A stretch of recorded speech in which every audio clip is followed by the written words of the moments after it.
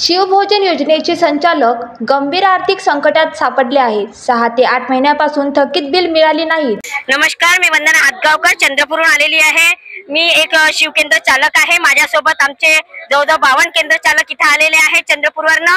आणि आज हे जे आंदोलन केलेलं आहे, हे आंदोलनाचा विषय असा आहे की 7 महिन्यापासून महाराष्ट्र सरकारने आमचं अनुदान रोखलेलं आहे आणि या अनुदान रोखल्यामुळे आमची केंद्र संचालकाची खूप फजिती झालेली आहे, कर्जबाजारी झालेली आहे, चिंताग्रस्त झालेले आहे आणि आता आत्महत्येसाठी प्रवृत्त व्हावं अशी इच्छा मनामध्ये येऊन राहिलेली आहे। केंद्र सरकारने हे आमची जी इच्छा आहे ही त्वरित टाळावी। लाडकी बहिणीसाठी तुम्ही अनुदान देता, एकीला लाडकी बहीण बनवता आणि दुसरीला नावडती बनवता, हे बरोबर नाही। त्यामुळे केंद्र सरकारने जी योजना केलेली आहे ही पुण्याचं काम केलेलं आहे। गोरगरिबांना एक अन्नाचा घास त्यांनी देण्याचं पुण्याचं काम केलेलं आहे। हा घास चिनू नये।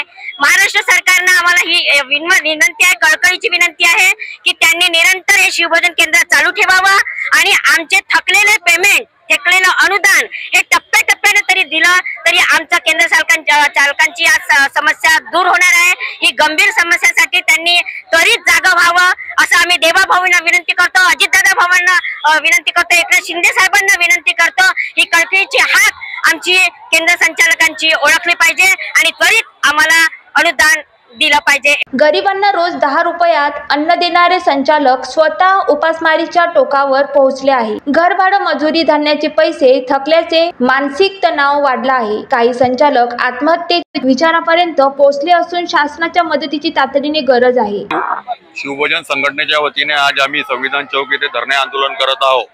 आमचे 6 महिन्याचे बिल शासनाने जाणीवपूर्वक प्रलंबित ठेवलेले आहे। या धरणे आंदोलनाच्या माध्यमातून आम्ही शासनाला सांगू इच्छितो की आमचे जर तुम्ही अनुदान दिले नाही तर आमची सुरुवात आहे। आम्ही लोकशाही पद्धतीने आज आंदोलन करत आहोत। याच्यानंतर आम्ही रस्त्यावर उतरू, प्रत्येक आमदार जे आहे कोणत्याही पक्षाचे असो त्यांच्या घरी जाऊन ढोल वाजप आंदोलन करू।